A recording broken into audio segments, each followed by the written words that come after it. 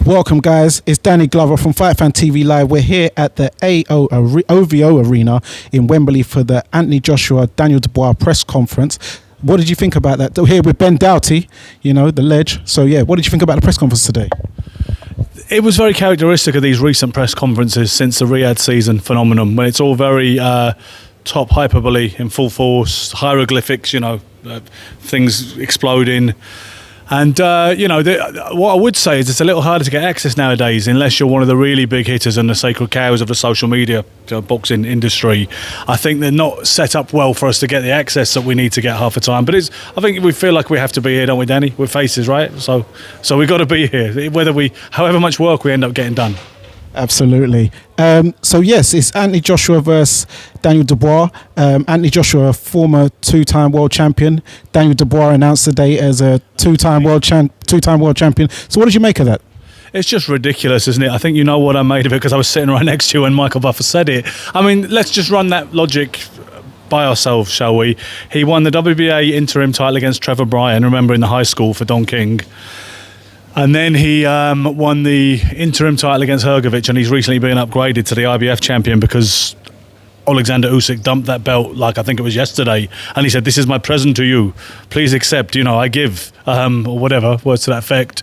But we all know who the heavyweight champion of the world is. His name is Alexander Usyk, and that status is completely, unsullied until he loses that title in the ring, or he retires. I spoke to Johnny Nelson earlier today, and I was really glad for him to be saying the same thing. He said this just shows the greed and the short-sightedness of the sanctioning bodies, because we need people that's got Johnny's level of platform, to actually say that, I think. Yeah, so with the IBF, one thing I did want to know, I know that the IBF normally have a £10 or £12 rehydration weight limit. You see, with the heavyweight division, do they still have to do a same-day weigh-in, do you know, by the IBF rules, or do they kind of let that one go because they're heavyweights? I'd be very surprised if they had that stipulation with heavyweights, because as you know, the heavyweight doesn't really matter what they weigh. You can't come in over the limit, so I think we've seen legendary weight gaps in heavyweight fights, even as recently as David Haye versus Nikolai Valuev. So what would they care if they couldn't possibly have a £10 imposition, could they? Can you imagine that? Telling them that they couldn't gain £10. And the thing is, Danny, I don't suppose heavyweights do gain £10 between the weigh-in and the first bell, do they? Because they haven't had to starve themselves and dehydrate themselves in the first place, have they? So how much do heavyweights gain in the 36 hours between weigh-in and fight? That'd be an interesting question, purely for boxing anoraks. How much do you guys gain? Heavyweights right in. Yeah, that would be a very interesting thing. So, talking about the fight, how do you see the strengths and weaknesses of each fighter in Anthony Joshua and Daniel Dubois, and how do you see that fight ultimately going, in your opinion? Well, AJ is the clear favourite at this stage, and most people seem to base that on, as well as their past track records and form. If you look at the sheer volume of right hands that Dubois impressively absorbed against Hrgović, who is a good puncher, people are saying quite simply, you can't get away with that against Anthony Joshua. You'll be sleeping, you'll be having your shower, So I think I kind of go with that to some extent. I think Daniel Dubois is maturing, and he is more of a kind of finished article nowadays under Don Charles. He's got the man strength and the man belief, perhaps. And I think he is becoming a soldier, Daniel Dubois. When people have this axiom, once a quitter, always a quitter, and they were trying to tie him with that brush after the Joe Joyce fight a few years ago. But I don't think he is. I think he's shown that was an aberration, and it was influenced by his orbital injury. And I think he is a soldier, Daniel Dubois, and he's proved it on the stage. But I'm with AJ because I think he is is he a better boxer? Well, maybe not, but I think AJ is the more kind of proven force at world class. Appears to be in a purple patch of his own career where he's happy with who he is and who he's working with, and I think he will catch Dubois at some point, and I think maybe he won't be able to ride that out as well as he was against Jarrell Miller and Filip Hrgović, So I've got AJ by KO. I like Don Charles a lot, though. I consider Don Charles a friend, so if you're asking me who I want to win, much as I love Anthony Joshua because he's just a lovely, personable fella, I've got to go with Team Charles because they're my friends who sort of look after me and let me use the gym and things like that, so, So, big undercard. One thing I have noticed about Riyadh season and Turkey Al Sheikh is he doesn't mind if you lost and, coming off a loss, as we've got Josh Warrington coming off a knockout loss.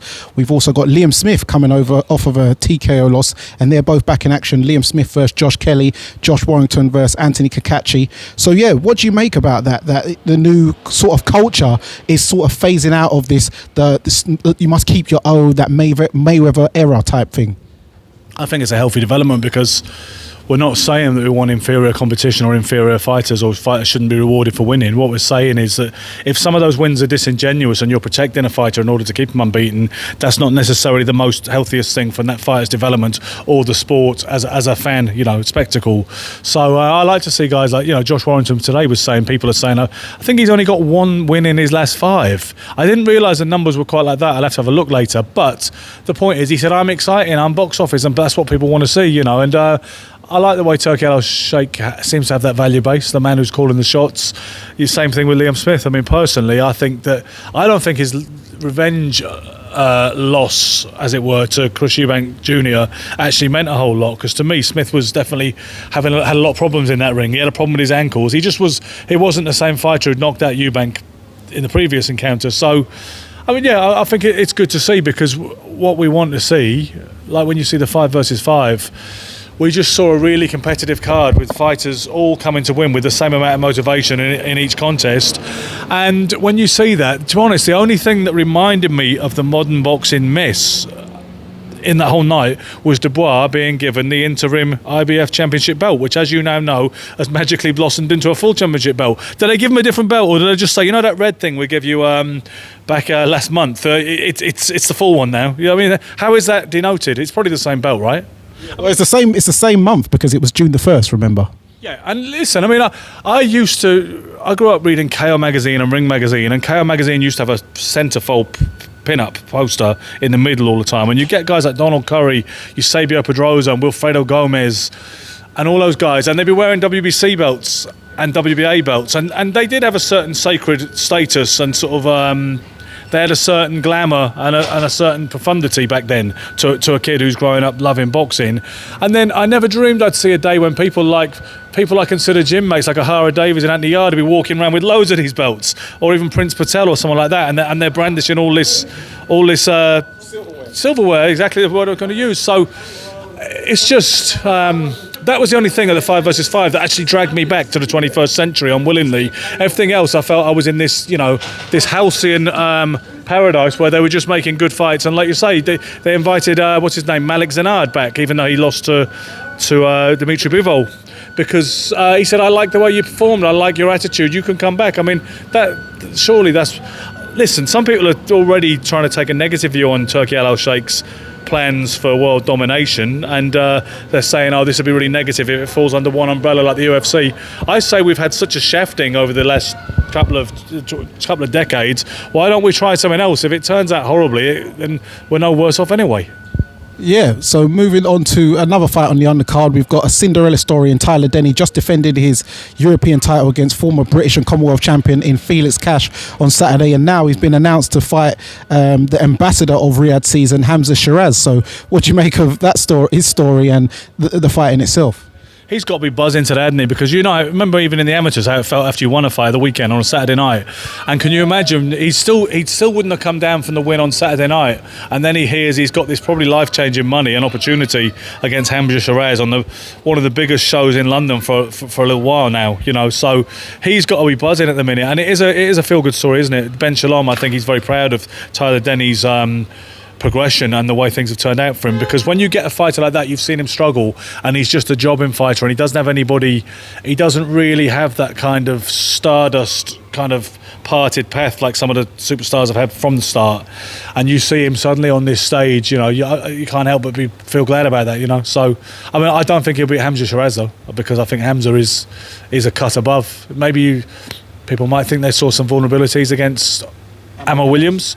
I was rocked to his boots in the first round, Hamza. But you know what? He came through the test. He did what you're supposed to do. He grabbed... Remember what Billy Graham said once, yeah? He said, in the amateurs, right, sometimes they'll tell you get buzzed with a big shot and you're in that half dream room. He goes, some of the amateur coaches will tell you to use your jab and get on your toes until your head's cleared. He said, that is the worst thing you could do. He goes, what you do is you grab hold of the fella and you take him for a walk. And that's what Hamza did, didn't he? Yes. And Hamza has been on the floor before, but yeah, it's boxing, so anything can happen. Also, with Ben Shalom now being invited into the party with Riyadh season, I was saying to Tyler Denny, and I said on a show last night, that Tyler Denny kind of reminded me of the scene of Bob Marley when he had Edward Seaga and Norman Manley famously in Jamaica, the NLP and PMP, where he got Ben Shalom and Eddie Hearn together in that famous picture. So what did you think that was a bit reminiscent of that? Do you know what? I haven't thought of that since I was at sixth form, Archway School sixth form, when I was like 17, when I went from my Bob Marley phase. And I remember watching a documentary and it showed that Michael Manley and the other guy. And as he invites them up to shake hands at the concert, I swear to God, lightning strikes or something. They've got their hands in the air, all three of them, and I swear that lightning suddenly strikes as if to approve it from the heavens. But no, I mean, it didn't remind me of that till you mentioned it. But I think these are good days. You know what I mean? I think it's fun to see. I spoke to Ben Shalom briefly today, and he was talking about how Eddie had said to him, "I don't know why you turned up with all your security. You'll be fine, you know, and you're allowed to win. It's okay. We're cool still, even though your man upset the apple cart." And he said it's all good banter, and I just think there's a real feel-good vibe about British boxing right now, because Frank and Eddie, you know, obviously they've set aside their different. You know what? They like each other. They like each other quite a lot when they've had time to spend time with each other, you know. But come forward a bit. Yeah. And last one from me. Well, this fight is another Ben Shalom fighter in Joshua Buatsi. He's fighting a Frank Warren fighter in Willy Hutchinson, who's seeming to have quite a excellent year so far, beating Craig Richards. So yeah, I saw a lot of words and things exchanged, and a bit of getting in the face and a little push and shove there. So what did you make of that, and how do you see that one? At the end of the day, I mean, I think Willy Hutchinson, his coming out party was the 5 versus 5. I think a lot of people expected your cousin, Craig Richards, to beat him, and he had a great night. Reminded me a bit of the React Paul Billam-Smith thing, insofar as one of the fighters didn't perform as well as he can and should have done, and the other guy had a blinder of a night, and he just got everything right. You know what I mean? And he's executed everything probably that he worked on in the gym. So Willy Hutchinson, he seems a little bit of a confident, cocky character, and I think now the cat's out the bag with Willy Hutchinson. His market value and his profile improved massively after he beat Craig. But I happen to think that Joshua Buatsi is a different caliber fighter, and Joshua impressed me against Aziz. That world-class body attack in particular impressed me, and I just think that Hutchinson's a bit quirky, he's a bit different, and a bit Ingle-esque. I think he did say he had an Ingle. Yeah, he used to be trained by Dominic. He used to be trained by Dominic Ingle, so he has some of that in his kind of heritage, fistically speaking. But I just think Joshua Barty is a really good fighter, a really good all-rounder, and I expect him to be able to find the answers to Hutchinson's awkward style on the night.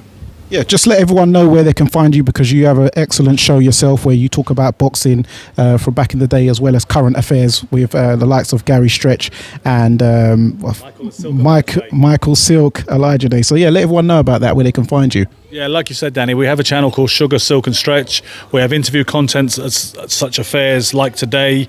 We do a twice weekly podcast which goes out at 9 p.m. UK time or 4 p.m. EST. It is myself, former world title challenger Michael Silk Elijah, and former world title challenger Gary Stretch, and it's a lot of fun. Sometimes the two of them annoy the hell out of me, but we've got a chemistry, and I think it's I don't want to big myself up, but speaking on their behalf, I think it's the best boxing podcast in the world that currently has 1,470 followers. I'm willing to make that claim at least.